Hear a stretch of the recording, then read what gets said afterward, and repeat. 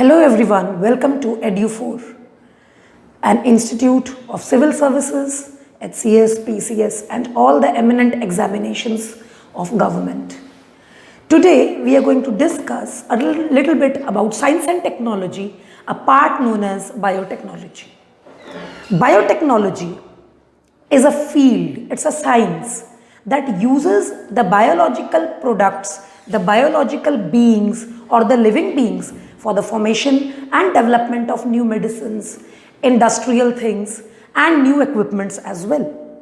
If we talk about biotechnology, there are a lot of things that biotechnology has provided us. Technology using biology is biotechnology in a nutshell. Today we are going to discuss the types of biotechnology and a few examples where biotechnology has been proven itself as a boon for us. So if just now we discussed that what actually biotechnology is, the utility or the usage of living organisms for a development of new different products that is very much beneficial for mankind. There are four types of biotechnology. The first type is environmental biotechnology. Another is medical biotechnology. Then we have marine biotechnology. And the fourth, industrial biotechnology. That means we are going to use the biological organisms, may it be plants, may it be animals, for formation of various products. Environmental biotechnology is also known as the green biotechnology. Medical biotechnology is also known as the red biotechnology. Marine one is the blue and industrial is the white biotechnology. So here you have four different colors that symbolizes various biotechnological forms.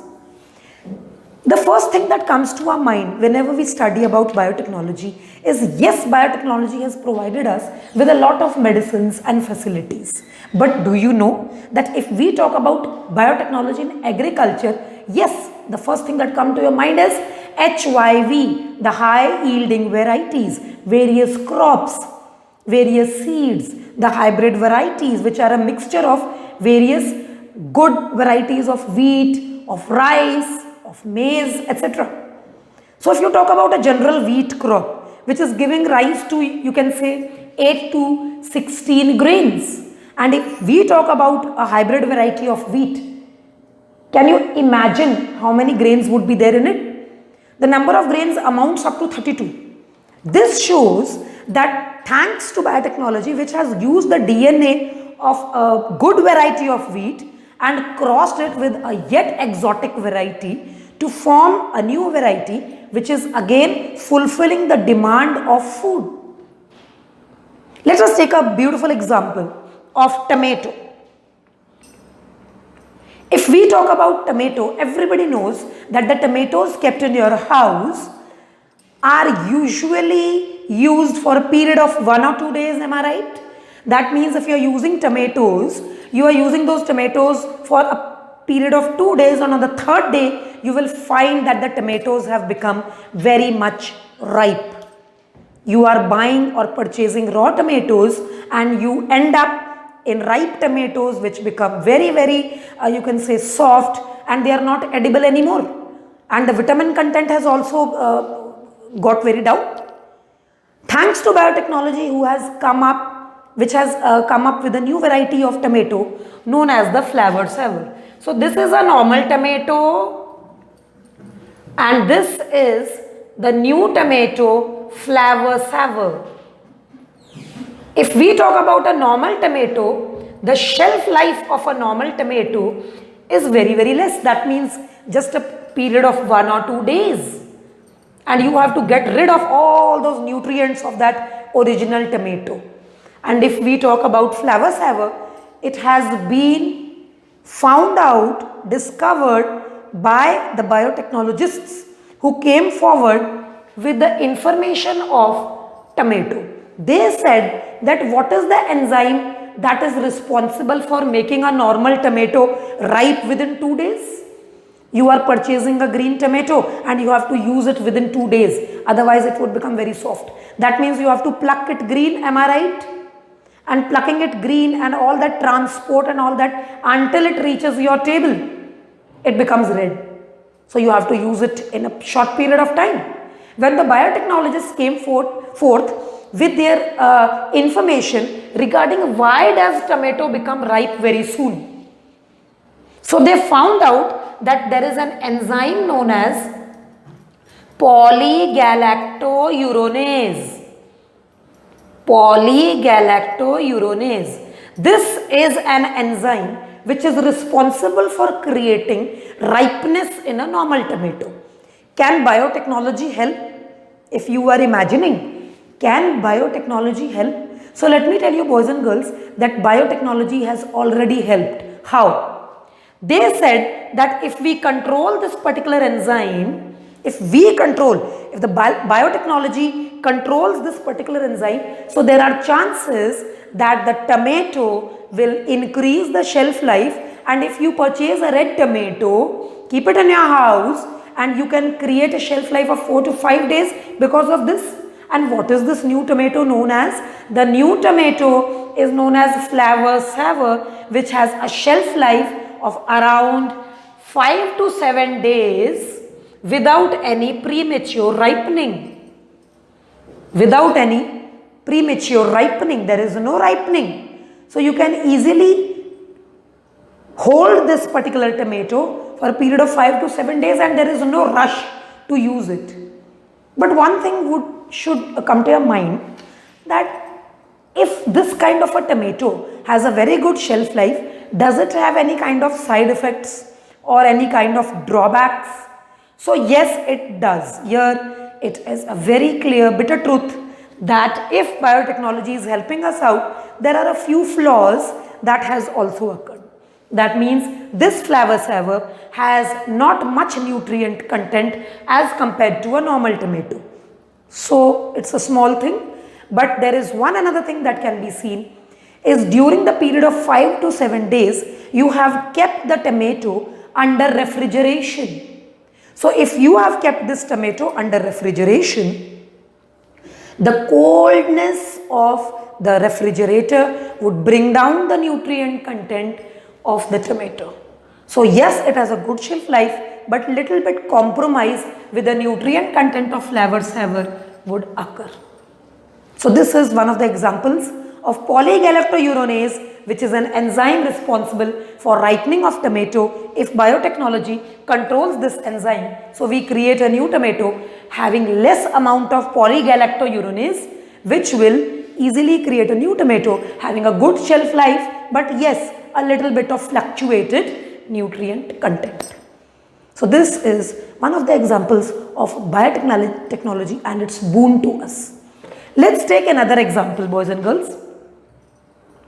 Another example is, has biotechnology provided any kind of another benefit? Yes, everybody knows about DDT. Am I right? Everybody knows about DDT. Yes, diphenyl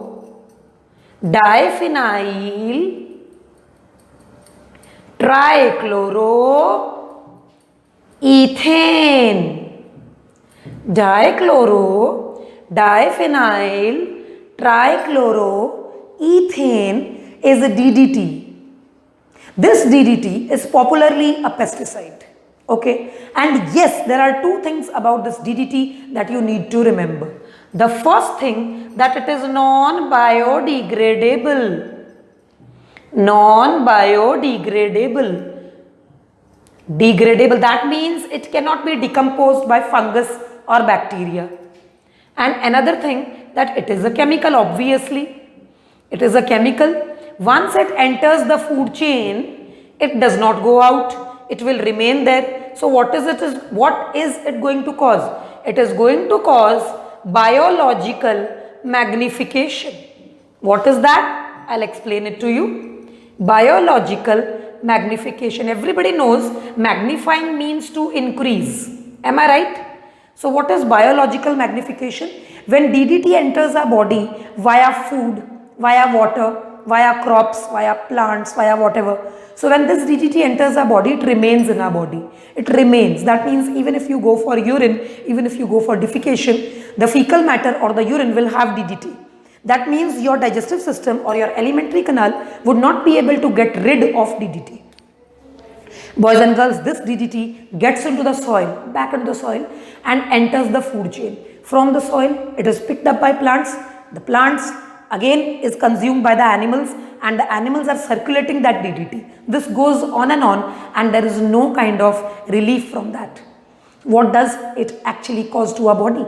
Obviously, if a chemical enters your body, there can be chromosomal changes, there can be chromosomal aberrations, there can be low immunity, there can be formation of tumors. A chemical which is non-biodegradable is in you. Even it affects your gametes. Gametes means the sperm and the ova. Causes skin problems as well, causes blood problems as well. So you can easily make out that DDT is not that safe. Has biotechnology helped out in some way? Yes, it has. Listen very, very carefully. Biotechnology has found out about a bacteria known as the Bacillus thuringiensis. Bacillus thuringiensis, also known as the BT, Bacillus thuringiensis, also known as the BT, releases a poison, releases a toxin. Okay, fine. If this bacillus releases a toxin, what is the name of the toxin? Bacillus thuringiensis toxin. You can say in short form, BT toxin. Bacillus thuringiensis is a bacteria. Where is it found? It is a soil bacteria. A soil bacteria called Bacillus thuringiensis releases a poison called BT toxin or Bacillus thuringiensis toxin.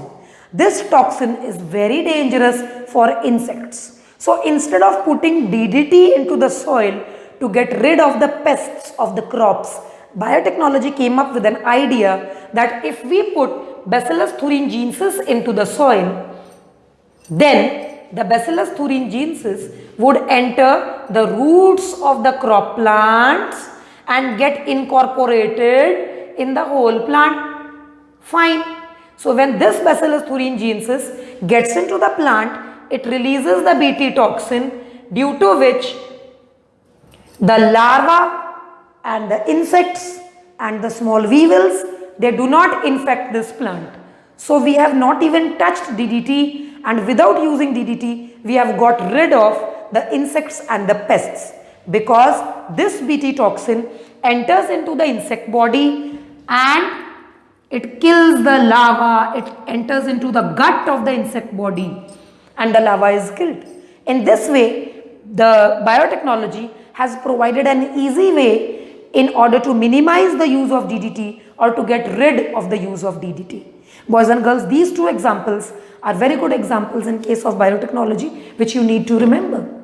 That's all for today. Thank you so much. Have a nice day.